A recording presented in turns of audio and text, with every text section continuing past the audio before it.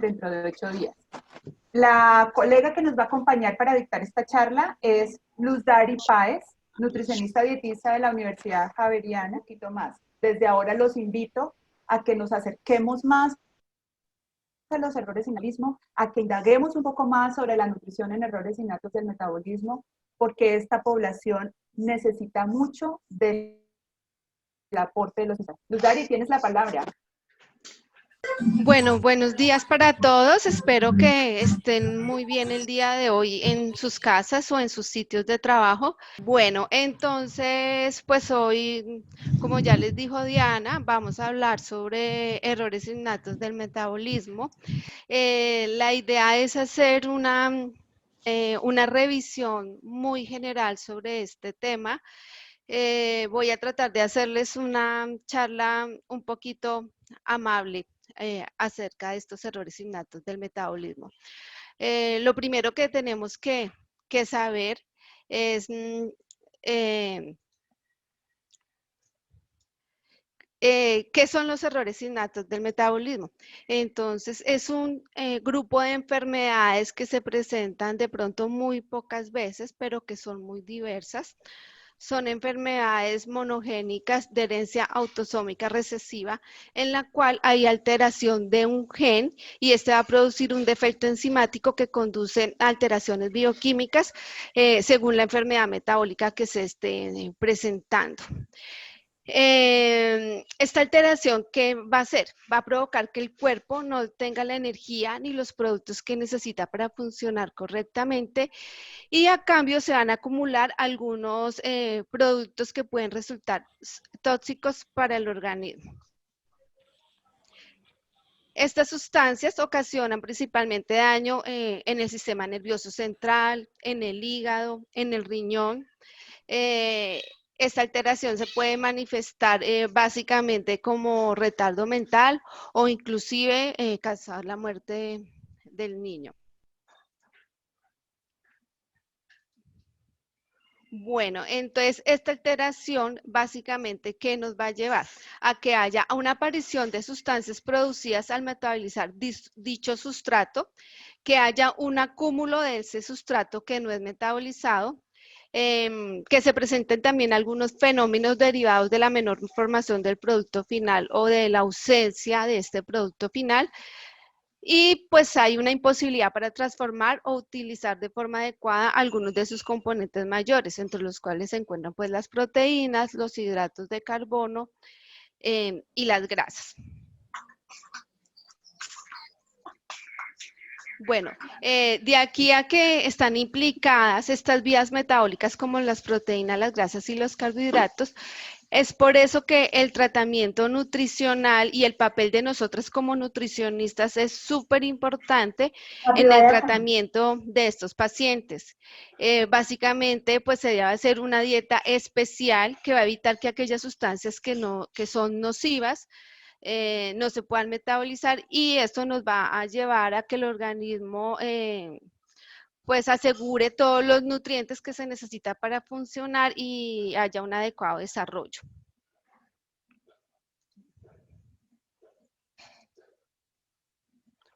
Bueno, la mayoría de los errores innatos del metabolismo se manifiestan en la edad pediátrica, desde las primeras horas de vida e inclusive hasta la adolescencia. Hay signos y síntomas muy similares a otras patologías que si esos signos o síntomas no se reconocen a tiempo, van a llevar a muchas secuelas como son la desnutrición, las convulsiones, el retardo mental, que se pueden presentar. Estos síntomas o estos signos se pueden presentar agudos, que se presentan generalmente en el recién nacido, en el cual puede haber rechazo a la alimentación, puede haber vómitos, puede haber letargia, somnolencia, convulsiones.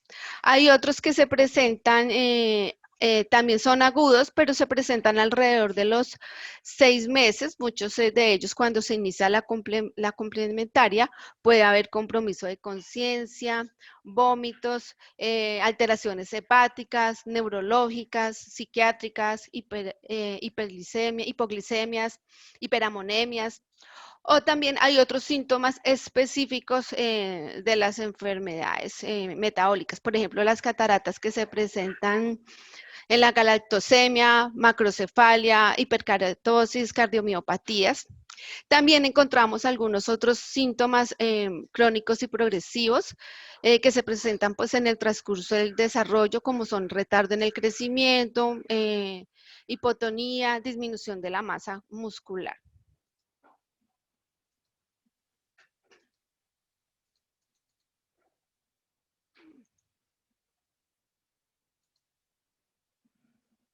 Bueno, estas alteraciones metabólicas, como les digo, pueden causar retraso en el desarrollo, pues en general en retraso mental, convulsiones, vómitos, acidosis, deterioro mental, cardiomiopatías.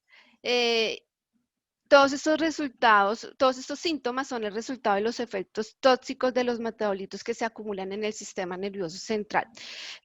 Algunas enfermedades de estas también presentan olores característicos, como son, por ejemplo, olor a orina de gato en la deficiencia de 3-metilcrotonilglicinuria, o, por ejemplo, pie sudado en la aciduria glutárica tipo 2, igual que en la acidemia isovalérica, o olor a pescado en la trimetillaminuria, o por ejemplo, olor a miel de maple en la enfermedad de la orina, olor a jarabe de arce, dado eso, pues el nombre de esta enfermedad, porque estos niños normalmente presentan como ese olor a esa miel, o repollo cocido en la tirosinemia tipo 1, o ratón en la fenilcetonuria. Bueno, para realizar el diagnóstico de estas enfermedades, pues hay diversos exámenes que van a ayudar a aclarar la patología, ya que todos estos síntomas son muy parecidos, entonces de pronto se hace difícil el diagnóstico.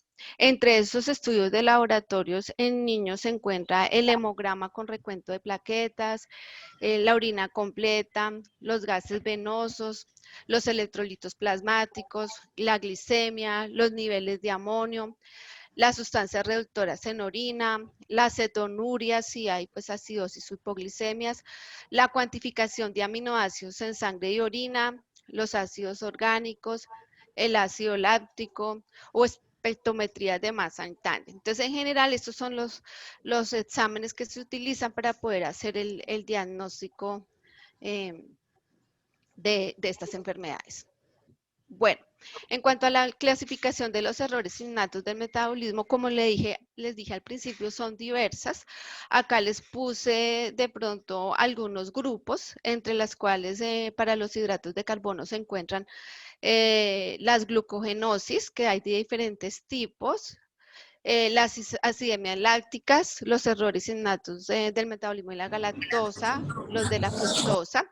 También dentro del grupo de las grasas podemos encontrar las alteraciones de la beta-oxidación y del sistema carnitina. Podemos encontrar dentro del grupo de los aminoácidos la fenilcetonuria, la tirosinemia, la hiperglicinemia no cetósica, la homocistinuria, la enfermedad de la orina de jarabe de arce, la acidemia metilmalónica y propiónica, la aciduria glutárica tipo 1, la acidemia isovalérica. También hay otras que son de los ciclos específicos, por ejemplo, en el trastorno del metabolismo de las purinas, las porfirias, defecto de la biosíntesis del colesterol, enfermedades mitocondriales. Dentro del grupo de las moléculas complejas, que se llaman enfermedades lisosomales y peroxisimales, encontramos, por ejemplo, la leucodistrofia o la enfermedad de Gaucher. En los defectos del transporte, que de pronto la más conocida para nosotros es la fibrosis.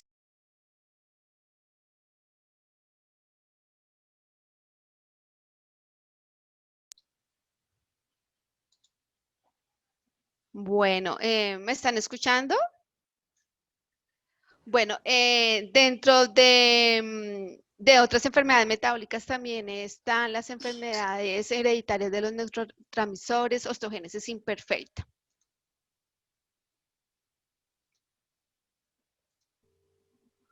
Bueno, vamos entonces a mirar ya un poquito acerca del tratamiento nutricional. Entonces, para esto, Les voy a mostrar estos diagramas que utiliza la doctora Verónica Cornejo, experta en este tema de la Universidad INTA de Chile, que hablan pues en sí el problema relacionado con estos errores innatos del metabolismo. Entonces, lo primero que tenemos que saber es que va a haber un defecto en la síntesis de alguna proteína, igual que en la codificación del DNA. Esto nos va a llevar a una alteración en la síntesis proteica, que puede ser a nivel estructural, que puede ser a nivel de transporte y a nivel de transporte y enzimático. Cuando hablamos de la parte enzimática es cuando hablamos de las vías anabólicas o catabólicas de los aminoácidos, de los carbohidratos y de los lípidos, que de ahí es donde se van a derivar las diferentes patologías.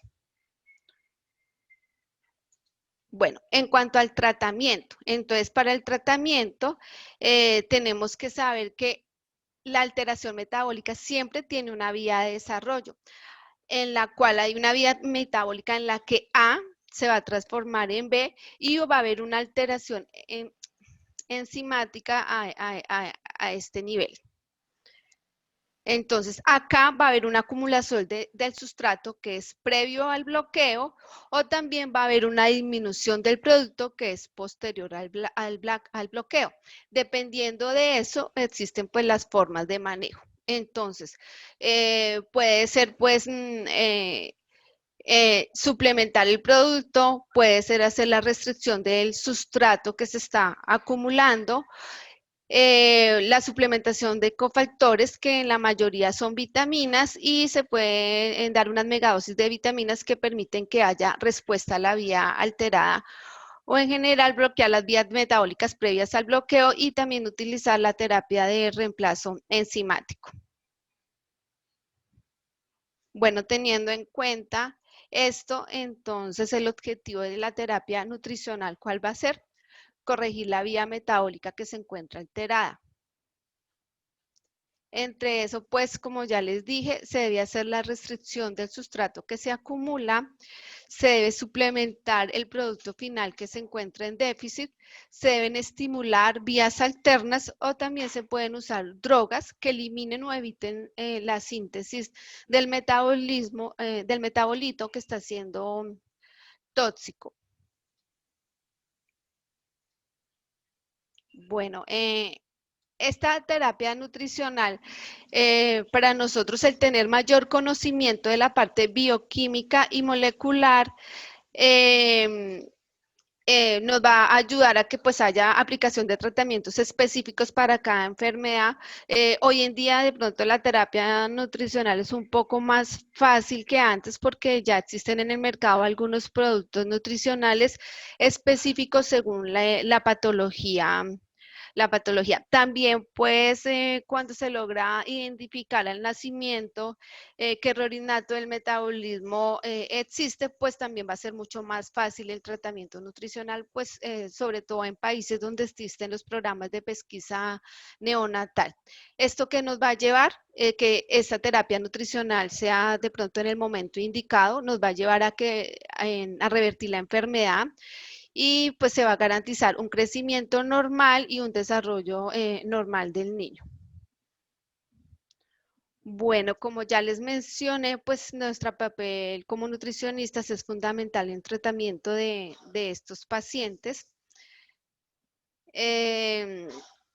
Importante, pues como siempre, tener en cuenta cuál es el sustrato que se va a acumular para hacer la restricción dietética, suplementar el producto que no se sintetiza, pues hacer la dieta específica según la patología, y pues muy importante, esto debe ser por un grupo interdisciplinario que está conformado por pediatra, por el médico, por neuropediatría, por nutricionista, por psicología, y pues muy importante que nunca se nos olvide brindar la educación nutricional al paciente, y pues en general a su familia y al entorno del paciente. Bueno, acá en este cuadrito están agrupados algunos de los errores innatos del metabolismo que responden en general a la restricción del sustrato. Para el grupo de los aminoácidos encontramos, por ejemplo, la fenilcetonuria, en que se debe hacer una alimentación con restricción de fenilalanina y puedo suplementar con L-tiroxina. En el caso, por ejemplo, de la tirosinemia tipo 1, igual se hace restricción de fenilalanina y disminución de tiroxina. Por ejemplo, en la enfermedad de orina a olor a jarabe de arce, se hace restricción en la valina y se hace una suplementación con tiamina oral de 100 a 300 miligramos por kilo por día. En la acidemia isovalérica se hace restricción de leucina y se suplementa con L-carnitina de 100 miligramos por kilo y de glicina con 200 a 400 miligramos por kilo. Por ejemplo, en la alteración del ciclo de la urea, pues se debe buscar disminuir el amonio, se hace una alimentación con restricción de proteína y se suplementa, pues según el caso, con arginina de 200 a 400 miligramos por kilo, con citrulina de 200 a 400 miligramos por kilo, y se hace remoción de amonio con el benzoato de sodio o con el fenilbutirato.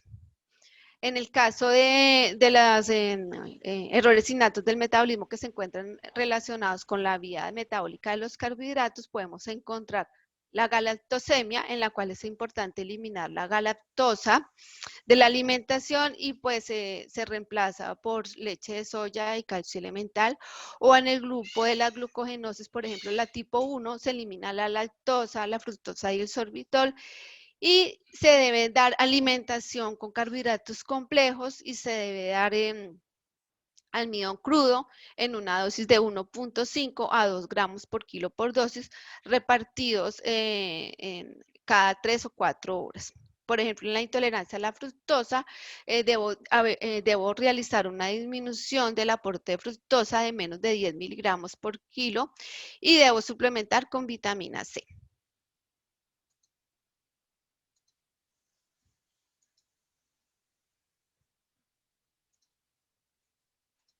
Bueno, vamos a hacer una revisión un poco general de algunos errores del metabolismo que están relacionados con las proteínas y con el control de las proteínas, entre las cuales se encuentran pues implicadas las vías metabólicas que tienen que ver con los aminoácidos y sus productos. Entre ellos se encuentran las aminoacidopatías, las acidurias orgánicas y los defectos en el ciclo de la urea.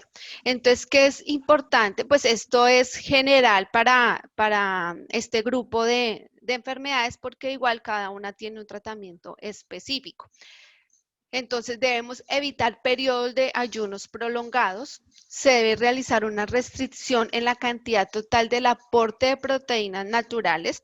¿Cuáles son las proteínas naturales? Las que consumimos habitualmente, que provienen del pollo, del pescado, del huevo, de los lácteos. Entonces, la finalidad de hacer esta restricción de proteínas naturales es restringir el aporte de un aminoácido o el aporte proteico fenal según la patología, pues teniendo en cuenta igual la edad del paciente. Bueno, en cuanto a estos ayunos prolongados, pues evitar estos ayunos prolongados también hay que tener en cuenta la edad del paciente. Por ejemplo, en los recién nacidos los ayunos son de 3 a 4 horas en los lactantes, 6 horas en los niños más grandes y en los más grandecitos de 6 a 8 horas, pues básicamente los adolescentes y en los adultos.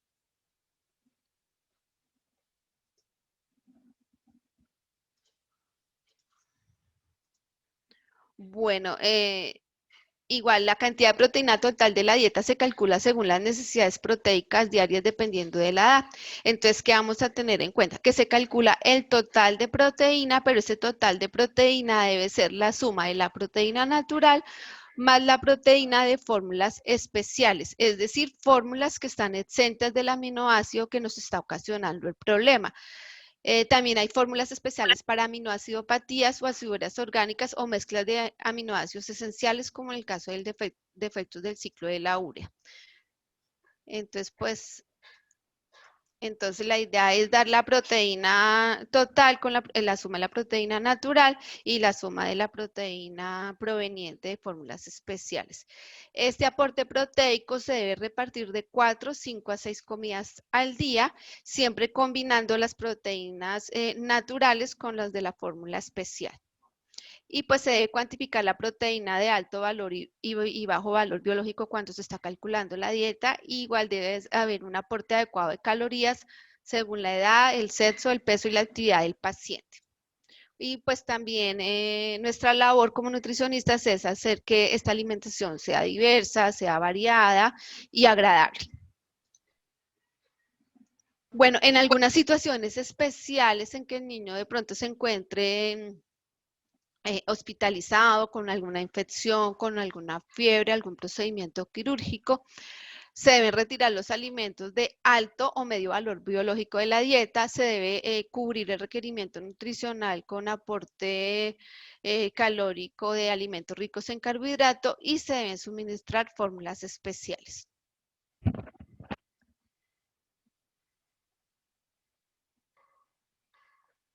Recordarles pues que como siempre estos tratamientos deben ser individuales. Bueno, vamos a ver una enfermedad de este grupo que es la acidemia glutárica tipo 1, ¿cierto? En la que hay un déficit de la enzima glutaryl-CoA deshidrogenasa que produce una alteración en la lisina, la hidroxilisina y el triptófano, y lo que va a producir un aumento de los ácidos dicarboxílicos, 2-oxoglutárico y succínico en la orina. Bueno, este es la vía catabólica del ácido glutárico. Entonces, la glutaryl-CoA deshidrogenasa es una enzima mitocondrial que cataliza la deshidrogenación y la descarboxilización de glutaryl-CoA a crotonil-CoA. En los pacientes que están afectados de la acidemia glutárica tipo 1, ambos pasos, este y este paso, están bloqueados, lo que nos va a llevar a la acumulación del ácido glutárico, del ácido 3-hidroxiglutárico y del ácido glutacónico. Bueno, entonces, como ya les dije, la enzima deficiente es la glutaryl-CoA deshidrogenasa. La alteración pues es en el metabolismo de los aminoácidos como la lisina, la hidroxilisina y el triptófano, en la cual se aumentan los ácidos dicarboxílicos, como ya les dije, el ácido 2-oxoglutárico y succínico. Esto se traduce en un trastorno en la función mitocondrial y de ácidos grasos. ¿Cuáles son las manifestaciones clínicas de esta enfermedad? En general se presenta una macrocefalia entre los 3 y los 6 meses, una hipotonía leve que se observa durante los cuadros infecciosos y más o menos alrededor de los 12 a los 14 meses pueden sufrir una crisis encefalopática aguda que se encuentra asociada a infecciones respiratorias o gastrointestinales con pérdidas de funciones neurológicas, retardo del desarrollo psicomotor y pueden llevar a parálisis cerebral. Bueno, ¿cuál es la terapia nutricional? Entonces, en el periodo agudo se debe administrar un aporte alto de calorías dadas por suero glucosado y lípidos al 20%. Se deben suspender las proteínas naturales para reducir la producción de los ácidos orgánicos. Se debe continuar con fórmula sin lisina y suplementar con L-carnitina de 100 a 200 miligramos por día en 4 dosis para detoxificar o para realizar la remoción del metabolito tóxico. En cuanto a las terapias a largo plazo, pues se debe calcular una dieta restringida en lisina o en proteínas naturales de 1 a 1.5 gramos por kilo por día.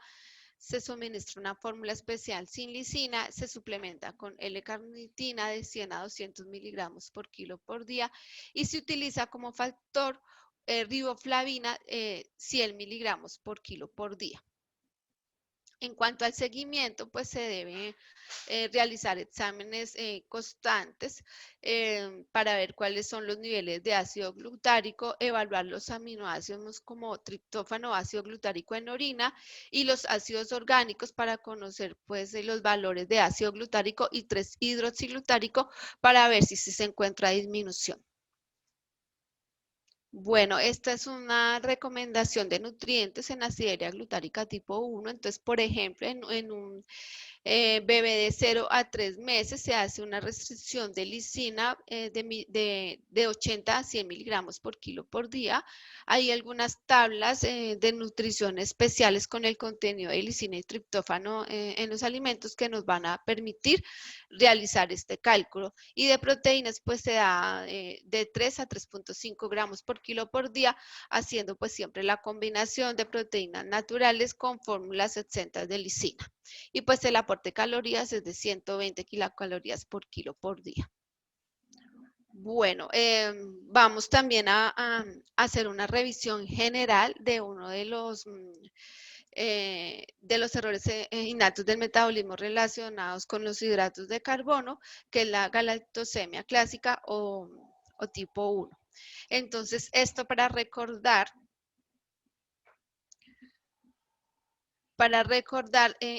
que la galactosa es un monosacárido o un azúcar simple conformado por 6 átomos de carbono. Y la lactosa es un disacárido, que es la unión de un monosacárido de galactosa con una unidad de glucosa que pues nos va a producir la lactosa o el azúcar de la leche, que es ya conocido por todos nosotros. Bueno, entonces la galactosa se metaboliza principalmente en el hígado. Inicialmente es fosforilada mediante la galactoquinasa a galactosa 1-fosfato, que interacciona con una molécula de UDP-glucosa mediante la galactosa 1-fosfato transferasa, mecanismo por el cual se libera a glucosa 1-fosfato. Entonces, básicamente, pues se encuentra la alteración de estas enzimas de la galactoquinasa, de la galactosa 1P uridiltransferasa y de la UDP galactosa, que nos va a llevar a que haya un aumento en la galactosa 1-fosfato y en la galactosa y galactitol, que es lo que nos va a llevar pues, a las cataratas y alteraciones hepáticas y renales. Bueno, entonces, pues como en la galactosemia tipo 1, específicamente la enzima deficiente es la galactosa 1-fosfaturiditransferasa, GAL, hay una alteración en la acumulación de galactosa 1-fosfato, galactosa y galactitol. Las manifestaciones clínicas, pues en general son las cataratas, las alteraciones renales, hepáticas y cerebrales. En los recién nacidos se observa que pierden peso, que hay vómitos, que hay diarrea, hay letargia, hipotonía, y se puede presentar también pues en ictericia, hepatomegalia, alteración de la coagulación, edema, ascitis. Pues si se identifica rápidamente que es una galactosemia, en el recién nacido pues se debe eliminar de inmediato la leche materna. En general, pues se debe eliminar la lactosa y la galactosa de la alimentación y la galactosa ligada a otros nutrientes. En el recién nacido, pues se reemplaza por leche de soya, pero estas leches de soya, como son bajas en fósforo, entonces en los prematuros que requieren un poco más de fósforo, se dan fórmulas de aminoácidos libres. En los niños más grandecitos se da suplementación de calcio, aportada por carbonato de calcio. No se deben dar calcios efervescentes. Bueno, en cuanto al seguimiento se debe evaluar cada año las concentraciones plasmáticas de 1,25 de hidroxivitamina D y el amasa ósea, y se debe realizar densitometría a partir de los 8 a los 10 años. Bueno, como ya les dije, básicamente los alimentos restringidos pues son la leche materna, que contiene 6 a 8% de lactosa, los productos lácteos y sus derivados, que contienen de 2.000 a 2.500 miligramos por cada 100 gramos de producto. Las vísceras, que tienen galactosa ligada mediante enlaces alfa y beta a los alimentos.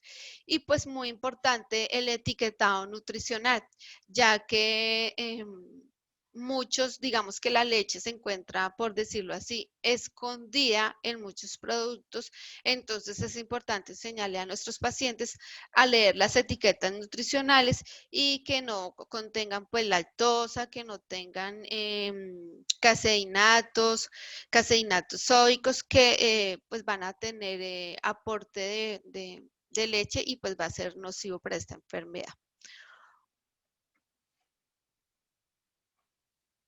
Bueno, en cuanto a los alimentos permitidos, se permiten los que tienen menos de 5 miligramos de galactosa por cada 100 gramos de alimento.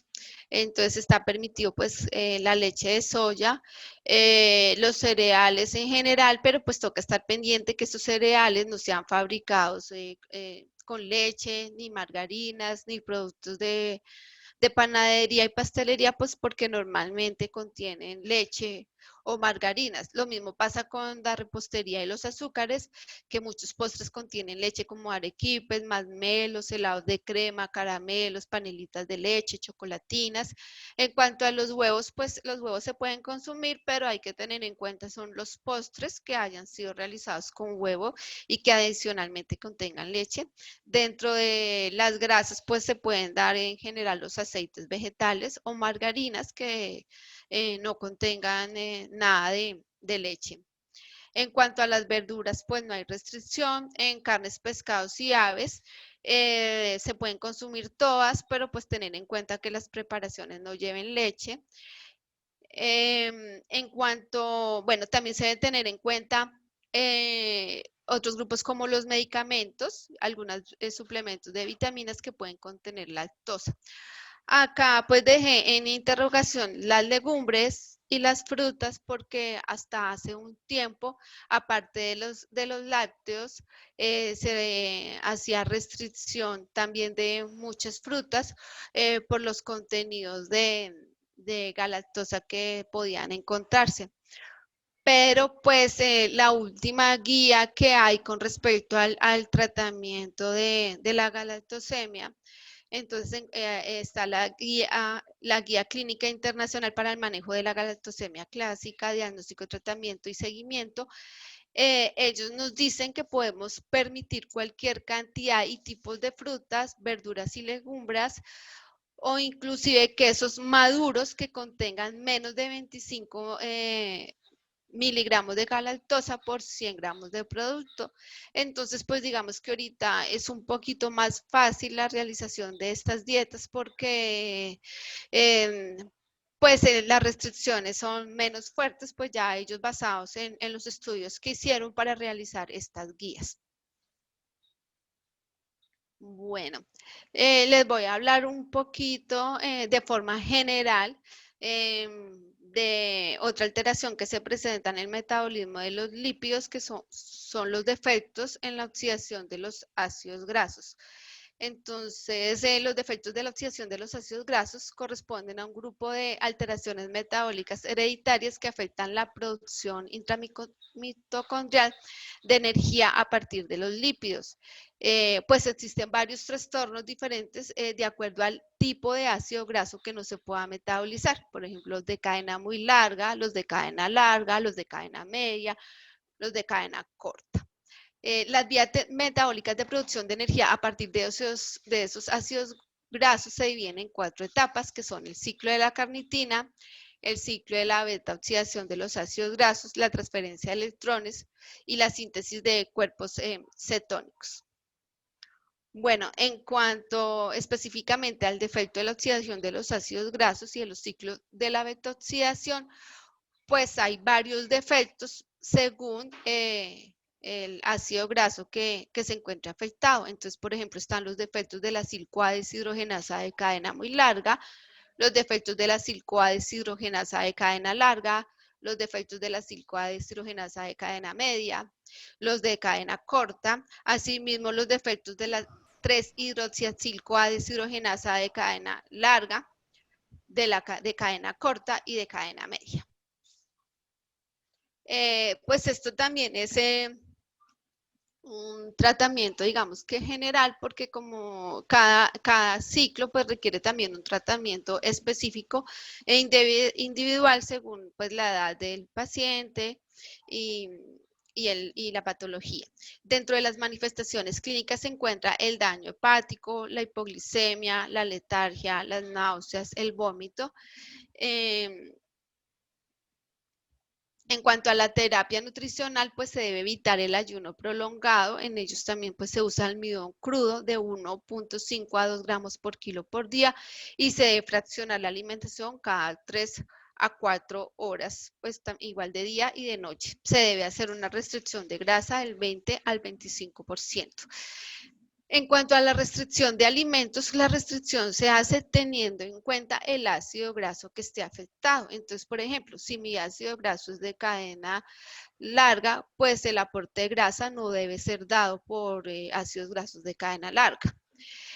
Igual se debe suministrar carbohidratos, también se suministra carbohidratos de absorción lenta. Entonces, por ejemplo, acá, según el ácido graso que se encuentra afectado, entonces, por ejemplo, en los MCAD, los lípidos que se dan, pues se hace una restricción de grasa del 15 al 25%, 3% de ácido linoleico y el 1% de ácido alfa-linoleico. En cuanto a los LCHAD se debe dar lípidos del 30% dados por un aporte del 50% de ácidos grasos de cadena media.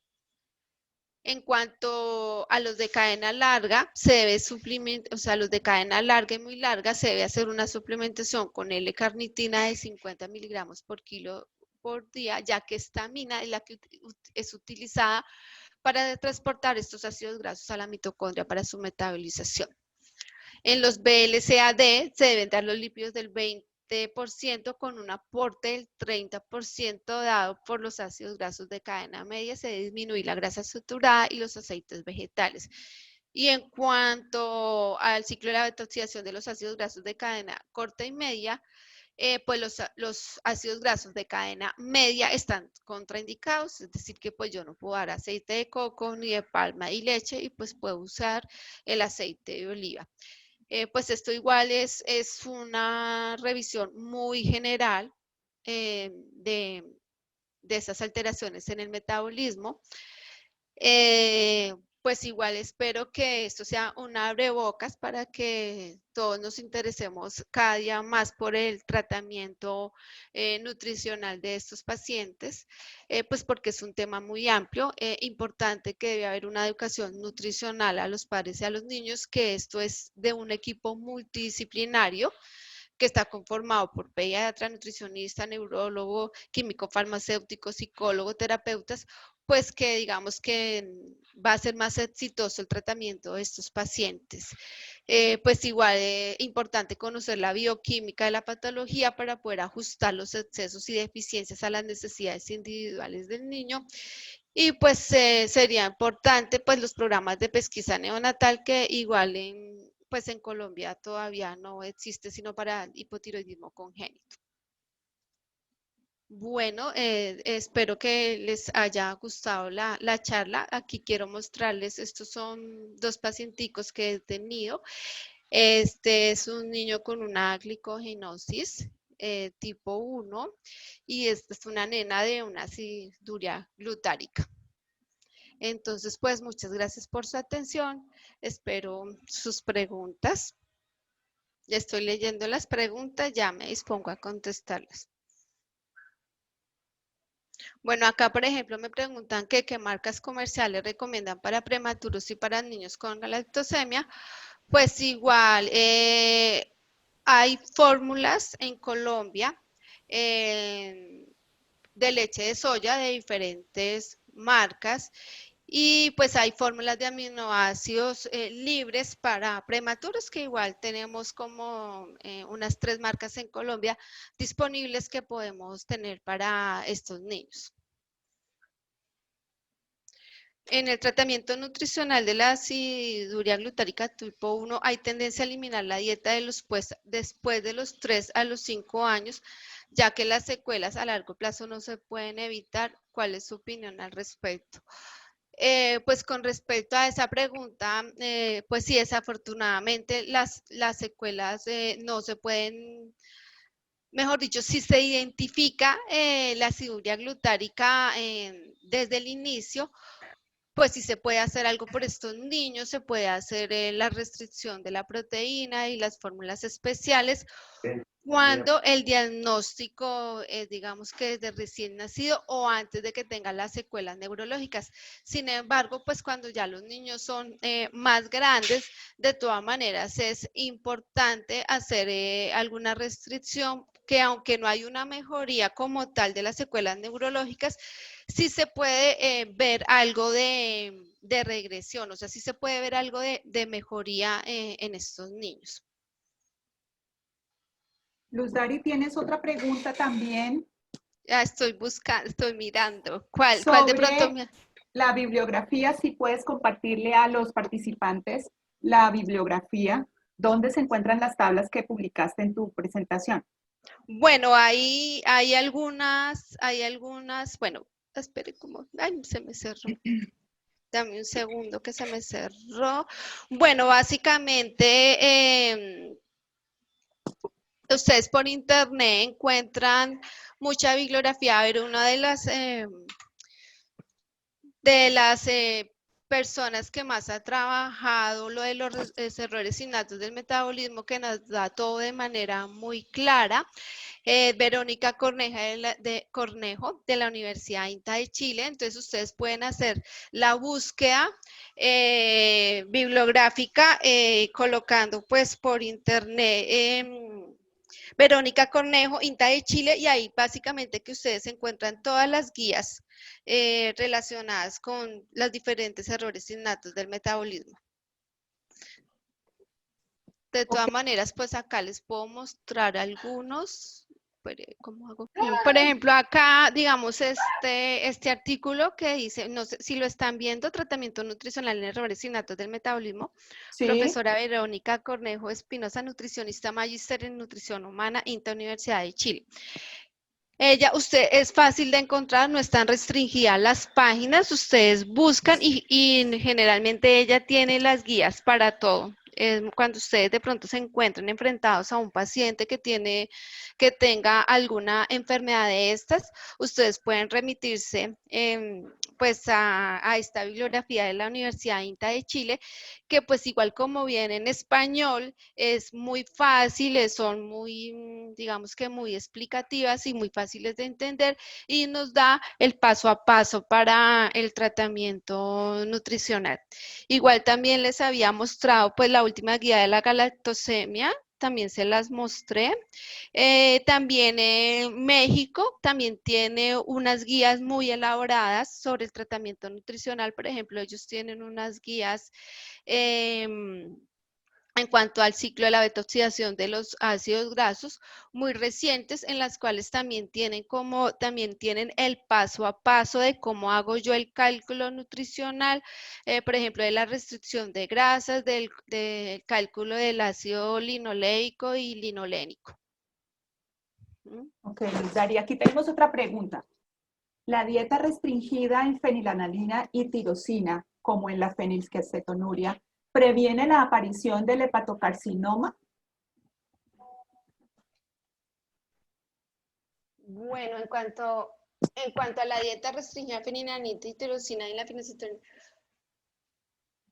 pues no necesariamente puedo prevenir la aparición del hepatocarcinoma si ya hay pues como la predisposición, pero sí puedo hacer que al hacer la restricción haya una disminución de las alteraciones hepáticas que se puedan presentar.